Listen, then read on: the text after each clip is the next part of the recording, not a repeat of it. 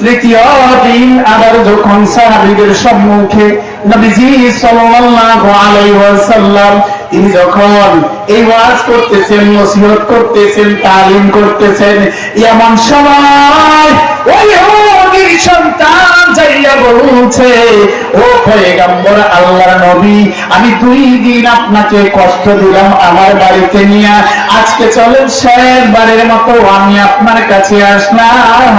ও পয়গম্বর, আপনাকে আমি 2 দিন অপমান করলাম আমার বাবার কাছে নিয়ে। পয়গম্বর, আমি ছোট মাসুম বাচ্চা, বড় আশা কইরা আপনার কাছে আসলাম, কারণ এই সন্তানের অন্তরের মধ্যে আল্লাহর ঈমানি প্রেমের খেলা খেলতেছে। সুবহানাল্লাহ। এইবার ছোট মাসুম বাচ্চা যখন কান্নাকাটি করলো, নবীজি সাল্লাল্লাহু আলাইহি ওয়াসাল্লামের অন্তরে মায়া লাগলো। কই যা হইছে হইছে, 2 দিন অপমানিত হইছি, আল্লাহ তো বলেছেন ইন্নাল্লাহা মা'আস সাবিরিন।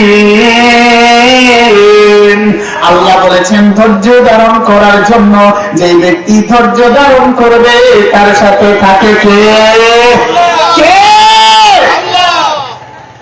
এইবার আল্লাহ নবী সাল্লাল্লাহু আলাইহি ওয়াসাল্লাম ওই শিশু বাচ্চার কথা শুইনা তিনি পরদিন চললেন ইহুদির বাড়িতে। কার বাড়িতে? ইহুদির বাড়ি। ভালো মানুষ না খারাপ মানুষ? ইহুদি ভালো মানুষ না খারাপ মানুষ?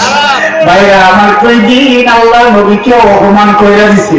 এখন আপনাকে আমাকে যদি এই দাওয়াতের কথা নিয়ে অপমান করে, একদিন অপমান করলেই তো আর কিয়ামত পর্যন্ত যাইব না, কথা ঠিক কিনা? তাহলে ওনাদের ঈমান আর আমাদের ঈমান, সুবহানাল্লাহ, তারা কেমন মুসলমান, আমরা কেমন মুসলমান, তারা কেমন মুসলমান, আমরা কেমন মুসলমান, কথা ঠিক কিনা? তাও ছিলেন মুসলমান। শুধু নবী নয়, সাহাবী আজমাইন পর্যন্ত তারা যে অপমান, লাঞ্ছনা, বঞ্চনা সহ্য করেছেন, এই বিন্দু মাত্র যদি আমাদের উপর আসতো তাহলে আমরা ওই এলাকায় যাইতাম না, কথা দেখি না? আজকে এখানে আপনারা এনেছেন আমাকে দাওয়াত দিয়ে, এখানে যদি অপমান করে আমার বিদায় করেন, সামনের বছর যদি আমার দাওয়াত করেন, আসবো? কখন আসবো না। আমার বন্ধুরা, এইবার আল্লাহর নবী সাল্লাল্লাহু আলাইহি ওয়াসাল্লাম তিনি চললেন পরের দিন ইহুদির বাড়িতে। যাওয়ার পর এইবার ইহুদি মায়াবী নজর দিয়া তাকাইলেন। কি নজর দিয়া? মায়াবী নজর দিয়া তাকাইলেন। মনে মনে ভাবতেছে, আরে আমি 2 দিন অপমান কইরা দিলাম নবীকে, তারপরেও আমার ছোট মাসুম বাচ্চার কথা শুনি না, আজকে 3য় দিন আসলো। এইবার মনে মনে ভাবে, আরে এই 2 দিন অপমান করার পরও এই লোকটা কোনো কথা বলে নাই, রিমার্ক করে নাই, মন্তব্য করে নাই, গালি দেয় নাই, আমার সাথে খারাপ কোনো আচরণ করে নাই। হয়তো আমি যদি তার সাথে খারাপ ব্যবহার করেছি, তিনি যদি তিনি আমার সাথে খারাপ ব্যবহার করতে পারতেন, কিন্তু না না না, আমার সাথে খারাপ ব্যবহার করে নাই। তাহলে অবশ্যই অবশ্যই তিনি তো সাধারণ মানুষ না, তিনি হইলেন প্রকৃত আল্লাহর নবী। বলে সুবহানাল্লাহ। أرسلناك إلا رحمة للعالمين।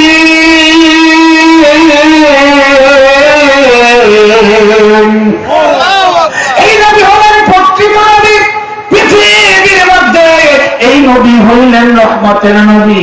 এইবার নবীজিকে ডাক দিয়ে ইহুদি বলতেছে, ও আল্লাহর পয়গম্বর। এইবার নবীর কদম মুবারকে ধইরা ইহুদি কাঁদে আর বলেন, নবী গো, ও নবী,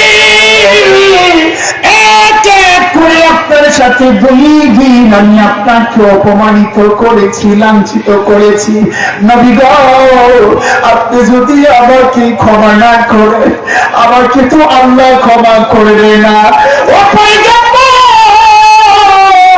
আমি আপনার কদম ধরলাম, আপনি যদি আমাকে ক্ষমা না করেন, আর যদি আপনি আমাকে কালিমা না পড়ান তাহলে আমি আপনার কদম ছাড়বো না।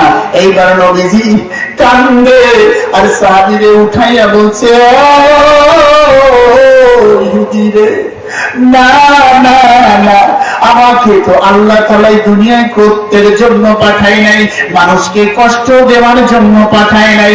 আমাকে আল্লাহ রব্বুল আলামিন পৃথিবীর মধ্যে রহমত স্বরূপ হিসেবে পাঠাইছে। ওই ইহুদি আসো, আমার বুকে আসো।